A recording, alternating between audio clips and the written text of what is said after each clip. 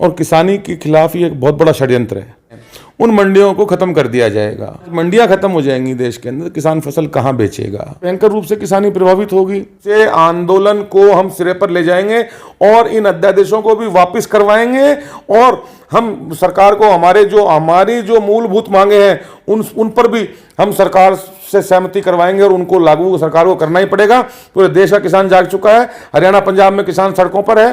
पूरे देश के अंदर आने वाले समय में किसान सड़कों पर होगा और मोदी जी को झुकना पड़ेगा और इस देश को किसान और इस देश के किसान को और किसानी को किसी भी हालत में हम मिटने नहीं देंगे। सब बेरोजगार हो जाएंगे।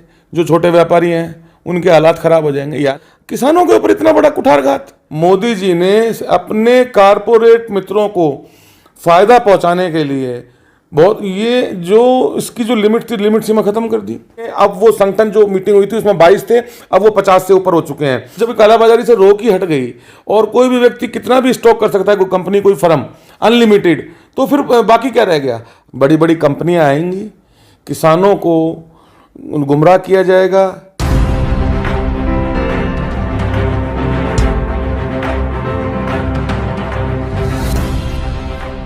नमस्कार, रिपोर्ट एक्सक्लूसिव.com में एक बार फिर से आपका स्वागत है।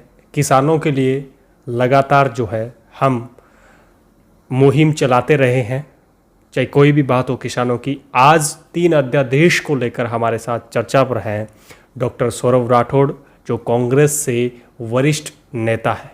इनसे जानने का प्रयास करेंगे जो जिस प्रकार से केंद्र सरकार ने 3 अध्यादेश थोपे हैं या लेकर आई है, उसको लेकर ये क्या विचार रखते हैं और 3 अध्यादेश को लेकर क्या कुछ कहना चाहते हैं। सबसे पहले इनका स्वागत करना चाहूँगा। सबसे पहले डॉक्टर साहब, आपका रिपोर्ट एक्सक्लूसिव न्यूज़ में आपका स्वागत है। नमस्कार कुलदीप जी, और आपके सभी दर्शकों को मेरा नमस्कार। जिस प्रकार से 3 अध्यादेश जो केंद्र सरकार लेकर आई है, उन तीनों अध्यादेशों को लेकर आपके क्या विचार हैं और आप क्या सोचते हैं इन अध्यादेशों को लेकर?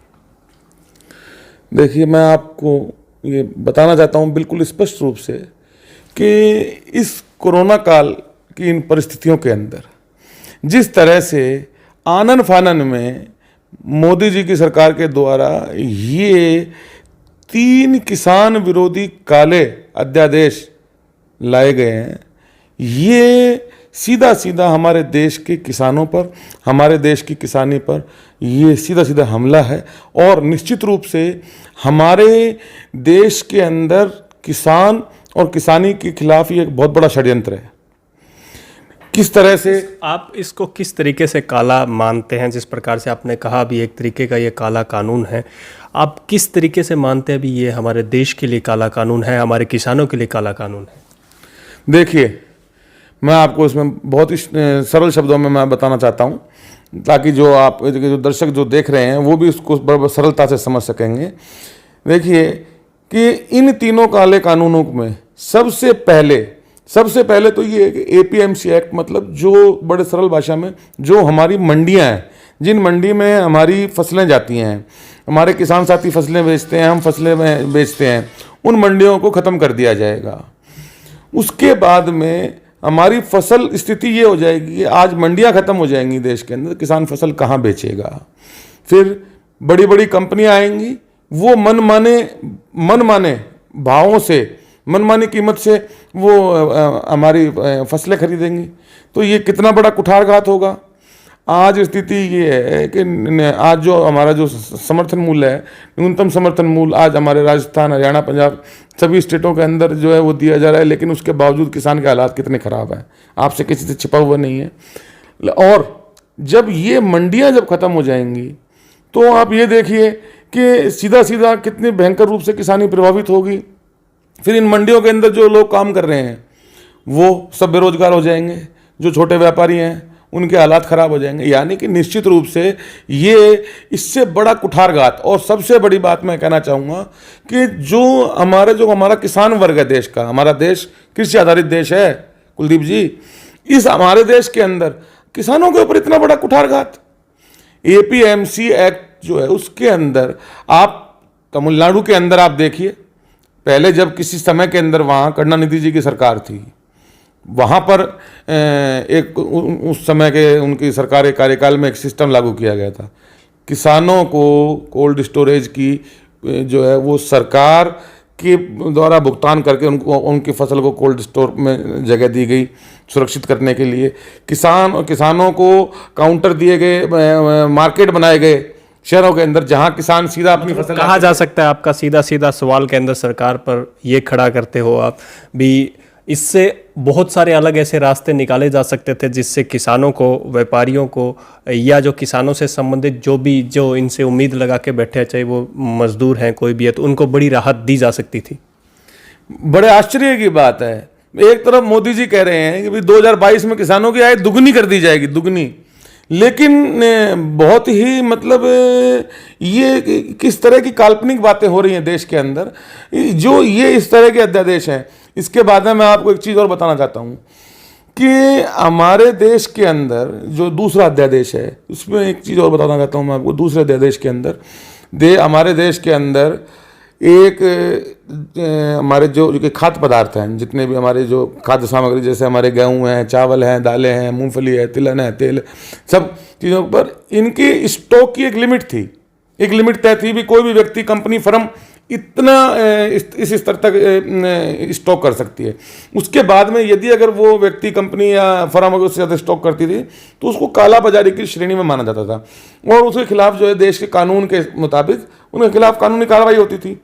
लेकिन इस जो दूसरा काला अध्यादेश है, इसके अंदर मोदी जी ने अपने कारपोरेट मित्रों को फ़ायदा पहुंचाने के लिए बहुत ये जो इसकी जो लिमिट थी, लिमिट सीमा ख़त्म कर दी। आप ये देखिए, आज साफ तौर पे कहा जा सकता है जिस प्रकार से लिमिट सीमा ख़त्म की गई है तो इससे काला बाजारी बढ़ेगी और सबसे ज़्यादा इसका नुकसान जो है सीधा किसान पे या फिर आम लोगों पर पड़ने वाला है। बिल्कुल बिल्कुल, इसमें कोई संदेह नहीं है कि आज जब स्थिति ये है कि जब कालाबाजारी पर रोक लगी हुई थी तो इतने बड़े स्तर पर कालाबाजारी जो है वो चल रही है पिछले काफ़ी टाइम से। तो जब कालाबाजारी से रोक ही हट गई और कोई भी व्यक्ति कितना भी स्टॉक कर सकता है, कोई कंपनी, कोई फर्म, अनलिमिटेड, तो फिर बाकी क्या रह गया। तो फिर आप देखिए ना भी जो बड़े बड़े जो कारपोरेट्स हैं वो किसान की फसल को बहुत औने पौने दामों पर खरीदेंगे और उसके बाद में अपने मन माफिक दामों पर उन किसान की फसलों को बेचा जाएगा। दो अध्यादेशों के बारे में आपने बड़े सरल शब्दों में बताया है। तीसरे अध्यादेश को लेकर आप क्या सोचते हैं और तीसरे अध्यादेश को भी सरलता से समझाने का प्रयास करें। तीसरा है उसको, मतलब तीसरा अध्यादेश जो है वो ये है कॉन्ट्रैक्ट फार्मिंग। बड़ी बड़ी कंपनियां आएंगी, किसानों को गुमराह किया जाएगा, किसानों को इस तरह के एग्रीमेंट्स तैयार करे जाएंगे जिनकी लैंग्वेज अंग्रेजी में रखी जाएगी, या चलिए वो लैंग्वेज वो तो चलो अलग इशू है, उसके अंदर शब्दों के मायाजाल में फंसा करके और किसानों की ज़मीनों को वो कंपनियां जो है वो अपने साथ में किसान के साथ वो टाई अप करेंगी।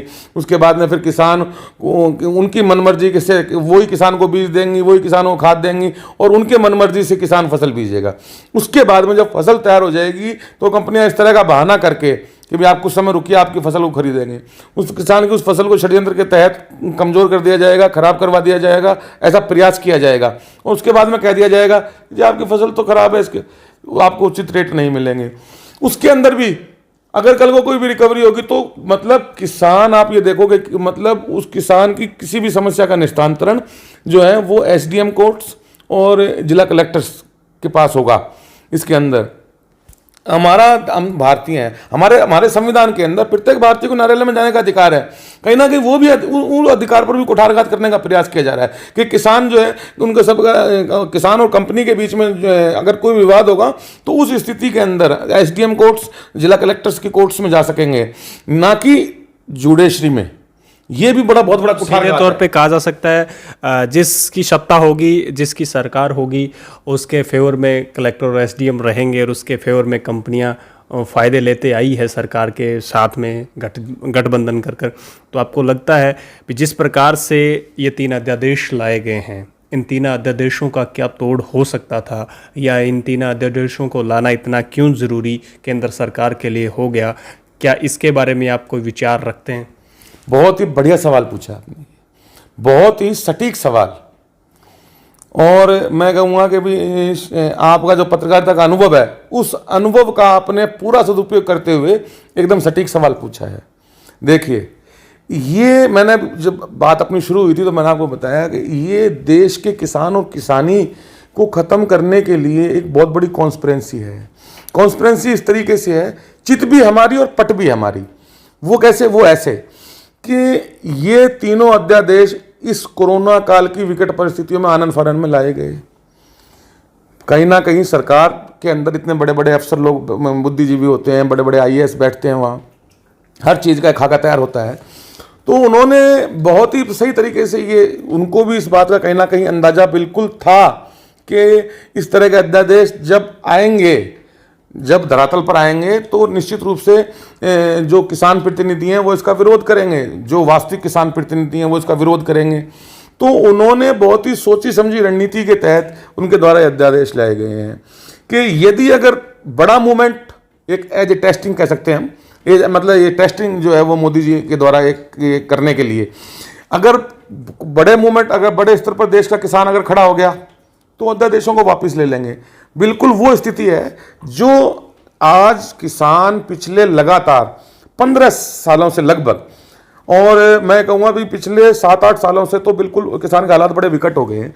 उन विकट हालातों के अंदर किसान जो लड़ाई लड़ रहा है वो स्वामीनाथन आयोग की रिपोर्ट देश के किसानों के हित में लागू हो, किसानों की संपूर्ण कर्जा मुक्ति हो और किसान को उसकी फसल के पूरे भाव मिलें। ये इन मुख्य मांगों पर पूरे देश के अंदर एक किसान क्रांति पिछले 6-7 सालों से चल रही है।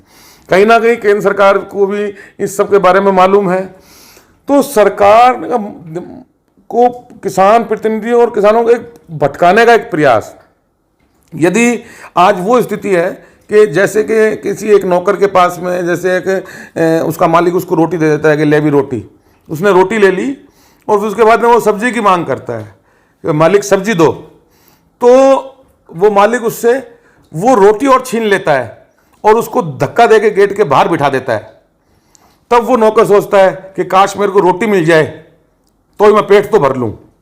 तो ये वो स्थिति हो गई है।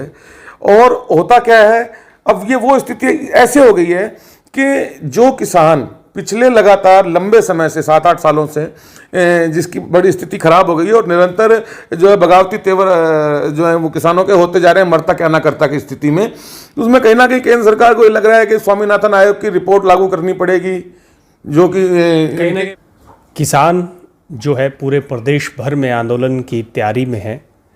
तो जिस प्रकार से किसान आंदोलन की तैयारी कर रहे हैं, तो आपकी किस प्रकार की तैयारियां हैं तीनों अध्यादेशों को लेकर किसानों के साथ?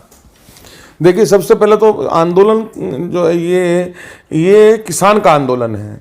इसके अंदर हम ये बार बार हम हमारे सभी किसान साथियों से अपील कर रहे हैं कि हम हमारी राजनीतिक विचारधाराओं से परे हट होकर के, ऊपर उठ करके किसानी को बचाने के लिए, किसान हित में हमारे को ये लड़ाई लड़नी है। इसके लिए अभी पिछले दिनों 23 तारीख को जयपुर के किसान भवन में राजस्थान के 22 संगठन की एक बैठक, सामूहिक बैठक सर्वसम्मति से उनके प्रमुखों की आयोजित हुई। मैं भी उसमें शामिल हुआ था किसान प्रतिनिधि के रूप में, और हमारे कई साथी हनुमानगढ़ से भी, हमारे साथी हमारे विक्रम नयन और हमारे साथी राजेंद्र साहू और हम लोग उसमें शामिल हुए थे। तो वहाँ ये सर्वसम्मति से ये तय हुआ है कि पूरे प्रदेश के अंदर 1 सितंबर को जो हमारे इस कोरोना काल की पूरी एडवाइजरी को की पालना करते हुए हम जिला कलेक्टर एवं तहसील मुख्यालयों पर एक हमारा मांग पत्र जो है वो इन अध्यादेशों को वापस लेने के लिए, और जो हमारी 3 मांगे हैं, संपूर्ण कर्जा मुक्ति और फसल के पूरे दाम और स्वामीनाथन आयोग की रिपोर्ट लागू हो, इनको लेकर के एक मांग पत्र सभी पूरे राजस्थान के अंदर तहसील और जिला मुख्यालय पर सौंपे जाएंगे। उसके बाद में लगातार 15 दिन तक ग्रामीण क्षेत्रों में किसान जन जागरूकता अभियान चलाया जाएगा। उसके तहत हस्ताक्षर अभियान भी चलाया जाएगा, जो कि 15 दिन पूरे होने के बाद में 15 सितंबर को हम वो हमारे हस्ताक्षर जो हमारा वो मेमोरेंडम होगा उसको ग्रामीण स्तर पर ग्राम विकास अधिकारी, पटवारी, उनको सौंपेंगे, और हमारे तहसीलदार, नायब तहसीलदार, हमारे एसडीएम वगैरह, हमारे ऑफिसर्स, उनको भी सौंपेंगे। और उसके बाद में 21 तारीख को हमारे व्यापारी साथियों के सहयोग से मंडी को भी जो है वो बंद हम जो है वो रखेंगे, और उसके बंद रखने के दौरान हमारे अपने अपने ट्रैक्टरों पर हम काले झंडे लगा करके और हम मंडी के अंदर हम एक प्रदर्शन भी हम करेंगे 21 तारीख को।